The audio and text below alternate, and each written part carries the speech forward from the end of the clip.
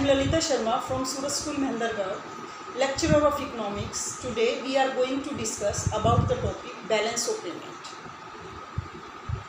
In the previous class हम दो classes में इसके अकाउंट बैलेंस ऑफ पेमेंट के कॉन्सेप्ट पढ़ चुके हैं. द नेक्स्ट है equilibrium and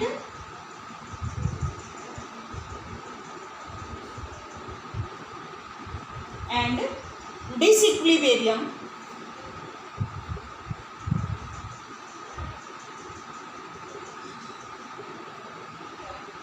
in balance of payment. यानी बैलेंस ऑफ पेमेंट तीन तरह का हो सकता है. इक्विलिब्रियम की सिचुएशन में कब होगा? When the balance of payment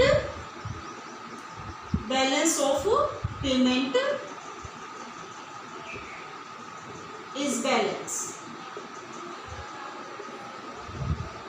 यानी बैलेंस ऑफ पेमेंट क्या होता है? Balance BOP.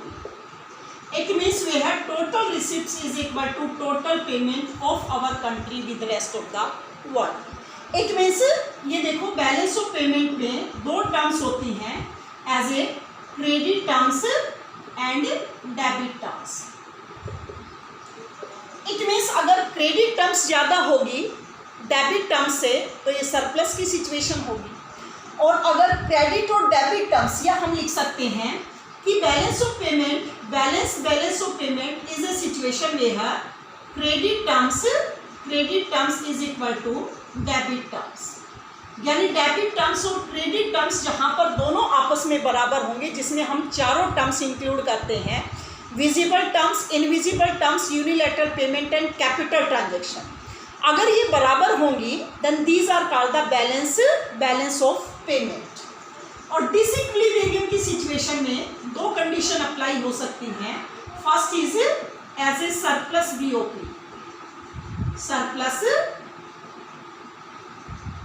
BOP. What do you mean by the surplus BOP? Where total receipts is more than total payment, या हम कह सकते हैं credit is more than debit terms. यानी जहां पर क्रेडिट टर्म्स डेबिट टर्म्स से ज़्यादा होती हैं then these are called the situation of surplus balance of payment. या हम कह सकते हैं कि वह total receipts is more than the total payment of our country with rest of the world then these are called the situation of surplus balance of payment. Then third situation is deficit BOP. Deficit balance of payment.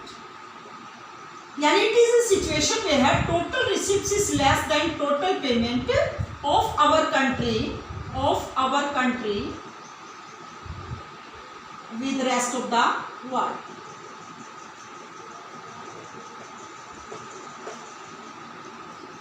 Right? या हम कह सकते हैं कि वह credit terms is less than debit terms. These are called the situation of deficit BOP. तो इनकी definition learn कर सकते हैं आप कि what do you mean by the surplus BOP, deficit BOP या बैलेंस ऑफ पेमेंट. तो इनमें हम डेबिट और क्रेडिट टर्म्स को इंक्लूड करते हैं. यानी मनी का आउटफ्लो होता है तो एज ए डेबिट टर्म्स होती है, और मनी का इनफ्लो होता है तो वो क्रेडिट टर्म्स यानी पॉजिटिव टर्म्स में इंक्लूड किए जाते हैं. कि हम विदेशियों को कितना देते हैं और कितना लेते हैं उसका जो डिफरेंस होता है these are called the balance of payment. और यही डिफरेंस तय करता है कि these can be deficit, surplus और बैलेंस ऑफ पेमेंट. अब देखिए बेटा इसमें दो टर्म्स आते हैं, दो आइटम्स आते हैं as a autonomous and accommodating items. Autonomous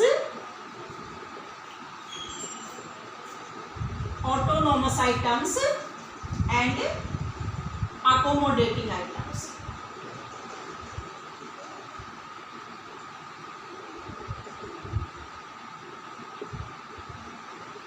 इन दोनों में क्या डिफरेंस होता है? ऑटोनोमस आइटम्स यानी which refers to such BOP transaction which are undertaken for consideration of profit maximization. या which are done by the, यानी ये जो है ऑटोनोमस आइटम्स जो हैं वो प्राइवेट सेक्टर के द्वारा किए जाते हैं. और ये गवर्नमेंट सेक्टर के द्वारा किए जाते हैं। बस मेन डिफरेंस ये ध्यान रखना। तो प्राइवेट सेक्टर जो भी ट्रांजेक्शन करता है, यानी इसमें जो भी आइटम्स की ट्रांजेक्शन होते हैं, these are done by the private sector. And private sector it means can be transfers goods from one country to another country for the profit maximization. यानी autonomous items are those items which are done for the profit maximization, या which are consideration for the profit maximization, but the accommodating transaction these are done by the government sector for the social welfare, not the profit maximization। तो ये social welfare के लिए किए जाते हैं, ना कि प्रॉफिट मैक्सिमाइजेशन के लिए किए जाते हैं। तो इट मीन्स इसमें प्राइवेट सेक्टर इन्वॉल्व होता है, इसमें गवर्नमेंट सेक्टर को इन्वॉल्व किया जाता है। प्राइवेट सेक्टर का जो मेन ऑब्जेक्टिव्स होता है वो प्रॉफिट मैक्सिमाइजेशन होता है, और गवर्नमेंट सेक्टर का जो मेन ऑब्जेक्टिव्स होता है वो सोशल वेलफेयर होता है। इट मीन्स जो ऑटोनोमस आइटम्स है वो बीओपी इक्विटी से रिलेटेड नहीं होते, यानी इसमें इक्विलिटी क्रिएट हो या अनइक्विलिटी क्रिएट हो, इससे उसका कोई भी रिलेशन नहीं होता। यानी इसमें सरप्लस की सिचुएशन भी हो सकती है और डेफिसिट की सिचुएशन भी हो सकती है, but the accommodating transaction related to the BOP equity, यानी ये हमेशा बैलेंस ऑफ पेमेंट में इक्विटी क्रिएट करने की कोशिश करते हैं, ताकि बैलेंस ऑफ पेमेंट हमेशा हमारा बैलेंस बना रहे। यानी इसमें ऑटोनोमस आइटम्स में हम करंट अकाउंट और capital account, current and capital account दोनों को इंक्लूड करते हैं, लेकिन इसमें केवल कैपिटल अकाउंट को इंक्लूड किया जाता है, कैपिटल अकाउंट को इंक्लूड करते हैं। अब ये देखिए बेटा, इसको हम क्या कहते हैं, autonomous items is also called the above the line item, above the line items, और इनको क्या कहते हैं, बिलो द लाइन आइटम्स।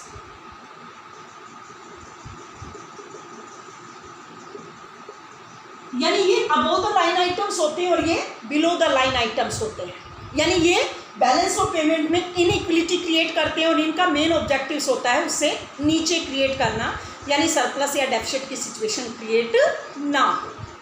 तो ये देखो बेटा, इसमें एक वर्ड आता है CAD, ये हमेशा ध्यान रखना, ये करंट अकाउंट डेफिसिट होता है, कभी भी कैपिटल अकाउंट डेफिसिट नहीं होता है, because the deficit situation can be, यानी ये क्या होता है, करंट अकाउंट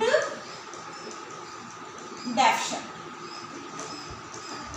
जिसको क्या बोलते हैं, CAD।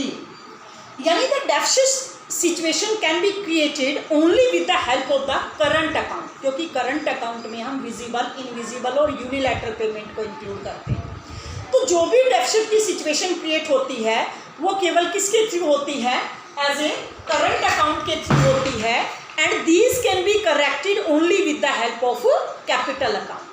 और इसको जब करेक्ट किया जा सकता है वो केवल कैपिटल अकाउंट के थ्रू किया जा सकता है, in which we include the main instrument is borrowing, क्योंकि इसका जो मेन इंस्ट्रूमेंट होता है वो क्या होता है, बोरोइंग होता है।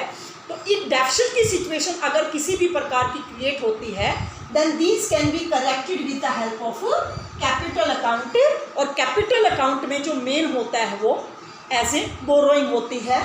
या हम इनके पॉइंट ऑफ व्यू से ले सकते हैं, जो डेफिसिट की सिचुएशन क्रिएट होते हैं वो हमेशा ऑटोनोमस आइटम्स के कारण होती है, and these can be corrected with the help of accommodating transaction, और इसको केवल हम अकोमोडेटिंग ट्रांजेक्शन के द्वारा ही दूर कर सकते हैं। यानी इसमें बैलेंस ऑफ पेमेंट की सिचुएशन क्रिएट हो सकती है। तो ये कंप्लीट टॉपिक था आपका, यानी इसमें छोटे छोटे कॉन्सेप्ट आपको लर्न करने, और मेन इसमें करंट और कैपिटल अकाउंट है, इसके जो कंपोनेंट्स हैं बैलेंस ऑफ पेमेंट के। So that's all for today. For the further classes please connect our YouTube channel. Thanks and have a nice day.